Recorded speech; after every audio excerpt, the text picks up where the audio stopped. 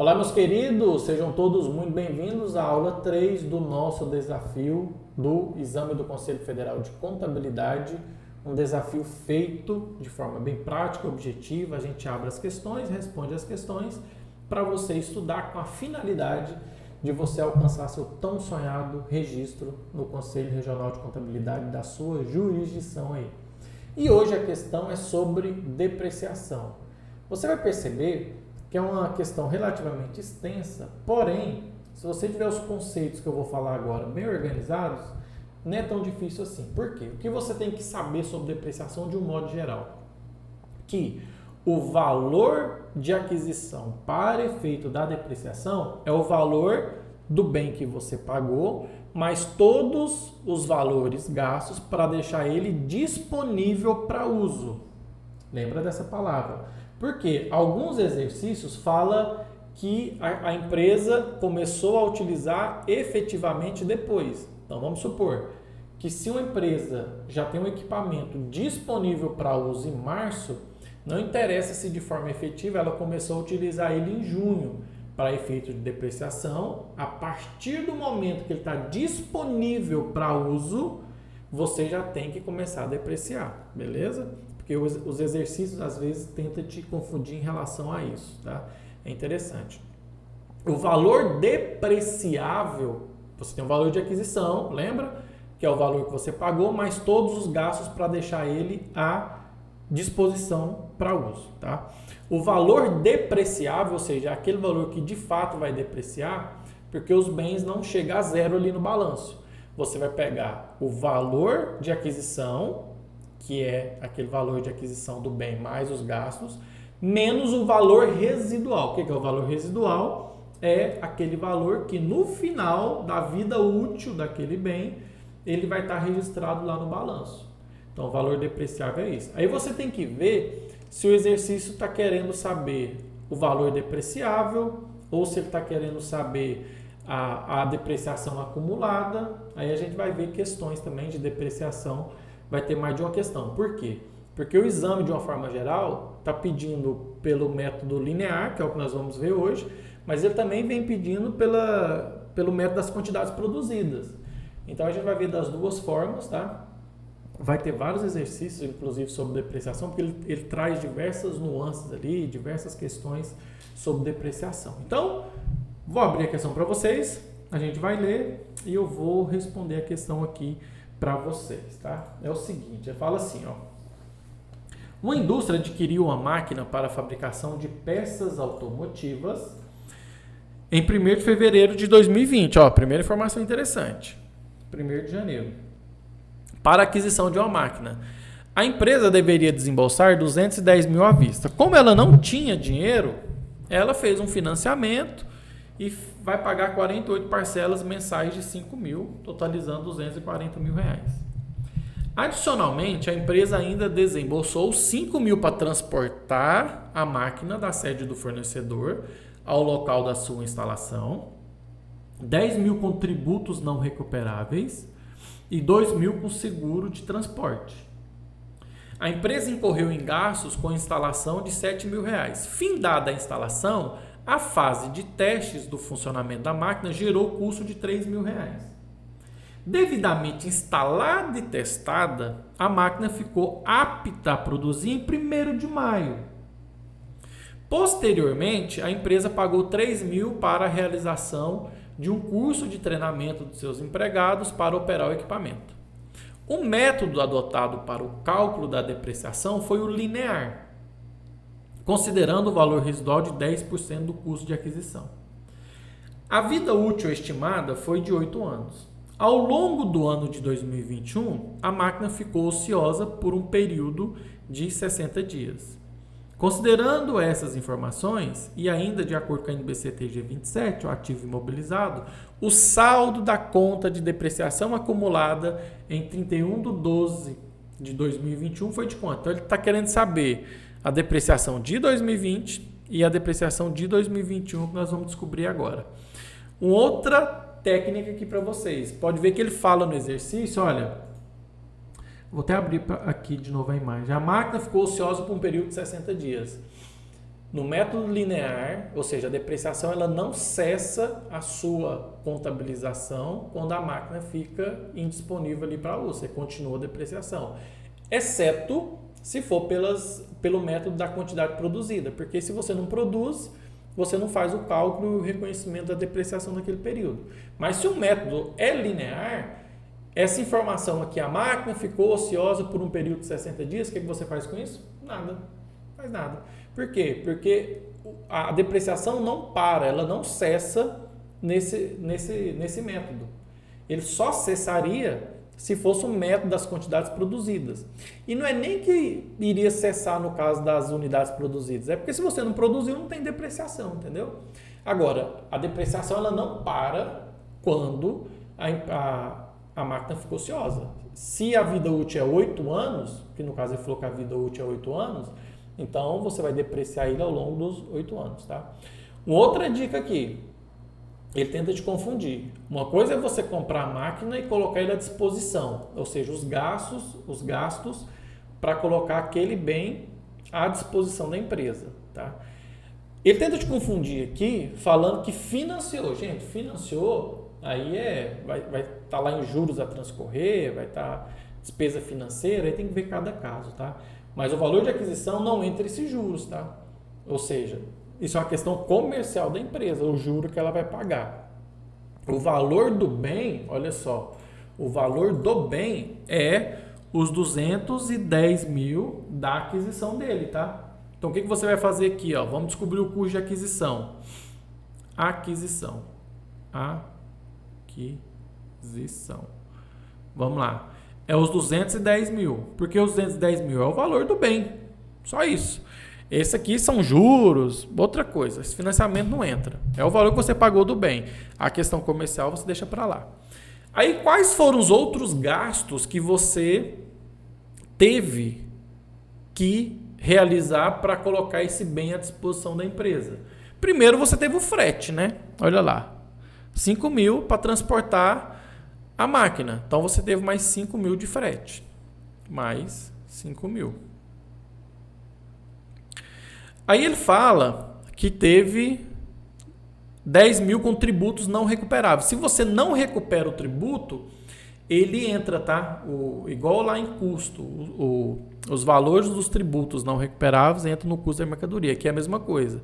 Se o tributo não é recuperável, você precisa desse gasto para incorporar no custo de aquisição. Se o tributo fosse recuperável, aí não. Aí você não coloca. Mas como ele é não recuperável, ele entra no custo de aquisição. Então, mais 10 mil. Mais 10 mil. Aí ele fala que teve 2 mil com seguro de transporte. Mais 2 mil. Com o seguro do frete lá na prática, né? Depois ele pagou mais 7 mil da instalação. Então, mais 7 mil. E depois ele fala que pagou mais 3 mil de testes. Mais 3 mil.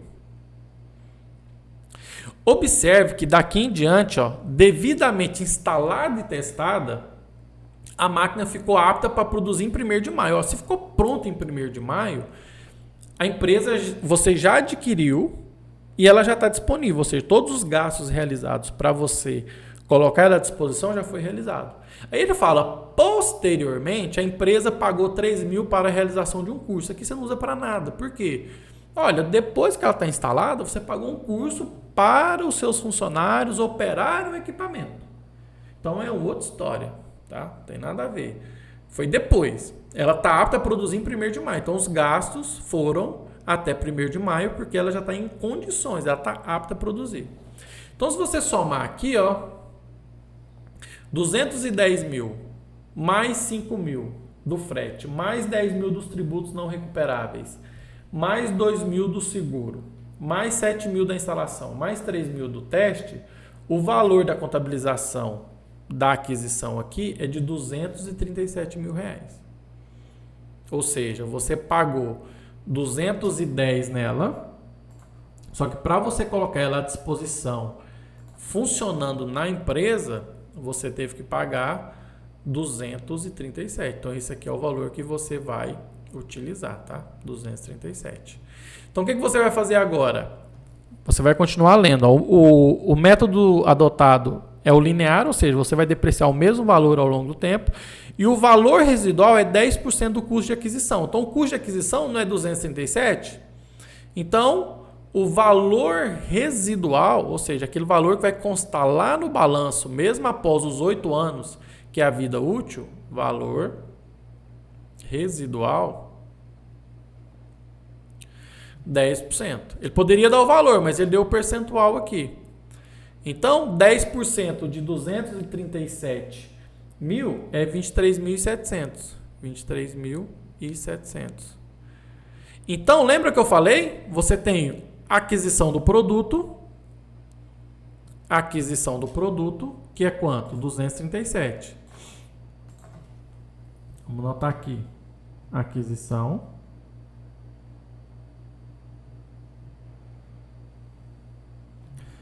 R$237. Menos o valor residual. Que é de 23.700. Então aqui, ó, você tem o valor depreciável. O valor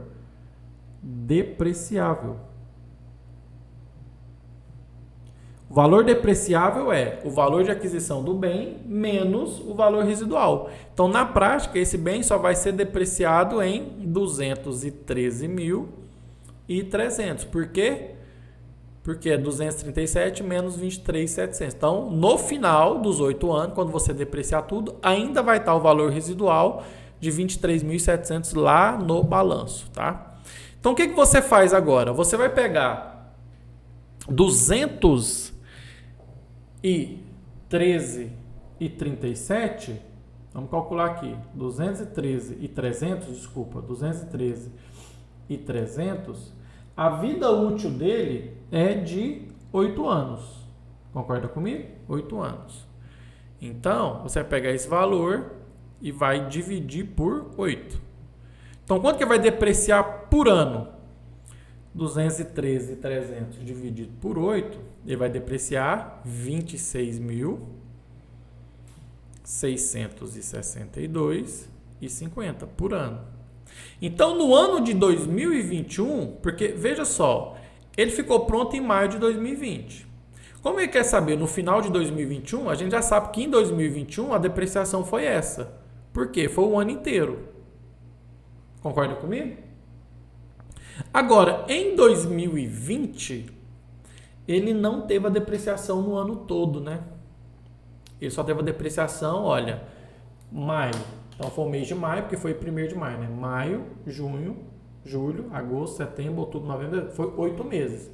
Então, o que você faz em 2020? Olha só, em 2020, você vai pegar os 26 mil aqui, ó, 662,50 e vai descobrir quanto que é a depreciação mensal. Então, 26.662,50 divide por 8. Então, vai ser 26.662,50 divide por 12 meses. Você vai dividir por 12. Quando você fizer isso, você vai descobrir que a depreciação anual, que é 26.662,50, dividir por 12, tem uma depreciação mensal de R$ 2.221,87. 2.221,87. Em 2020 ainda, quantos meses houve a depreciação? Lembra? De maio a dezembro, 8. Então, 2.221,87 vezes 8 vai dar esse valor aqui. Vou colocar aqui, ó. Vezes 8 vai dar 17.775. Então, em 2020, ele não depreciou 26.662,50. Por quê? Porque ele teve uma depreciação só de 8 meses e não de 12. Aqui é a depreciação anual. Então, ele quer saber, no final de 2021, quanto que ele teve depreciação? Ele teve os 26 mil, aqui, ó, de 2021, 26.662,50 mais 17.775 de 2020, que vai dar 44.437,50. Então, nosso gabarito nessa questão aqui é a letra B, tá? Sobre a ociosidade aqui, eu busquei na norma aqui, ele fala exatamente o seguinte, ó. Portanto, sobre a ociosidade do ativo, né? De acordo com o CPC 27.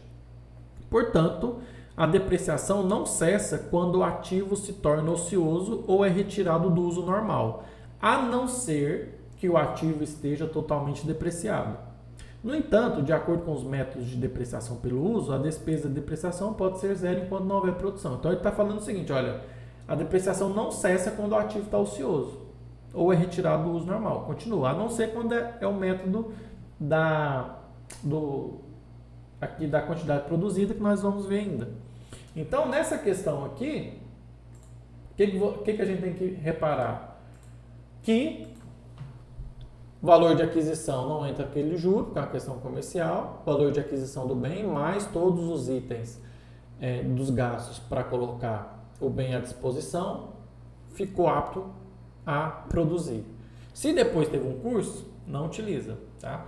O valor depreciável é o valor dessa aquisição que você descobriu, menos o valor residual. Aí são 8 anos lá, divide por 8. Como 2020 não foram os 12 meses, foi só 8, aí você faz proporcional. Aí você soma esse proporcional de 2020 mais 2021. A questão poderia perguntar outra coisa. Ele perguntou a depreciação acumulada de 2020 e de 2021. Ele poderia perguntar o valor da depreciação anual, seria 26.662,50. Ou ele poderia perguntar a depreciação mensal, que seria 2.221,87. Ou ele poderia perguntar o valor depreciável, que é 213,300. Ou seja, dentro da mesma questão, ele poderia perguntar várias coisas, e é o que a gente vai ver ao longo das aulas aqui. Vai ter, acho que, 4 questões de depreciação, porque ele fala num determinado período, né? São 10 anos, mas em qual mês, né? Daqui 50 meses, por exemplo, quanto vai estar a depreciação acumulada? Aí o outro ele traz outras nuances. Então, vimos o método linear primeiro, com ele pedindo a depreciação acumulada. E depois nós vamos ver os outros casos, por isso que é importante você seguir aí no desafio, tá certo? Então, fica aí o meu abraço, até as próximas aulas do desafio. Não esquece, se você está com dúvida, deixa aqui nos comentários, entra no link do grupo exclusivo, preenche o formulário lá, que eu te respondo pessoalmente lá sobre a sua dúvida. E se a dúvida for assim que eu considerar que pode ajudar mais gente, eu vou gravar um vídeo e responder todo mundo. Então, bora para cima, bora continuar o desafio, estamos só começando. Aquele abraço.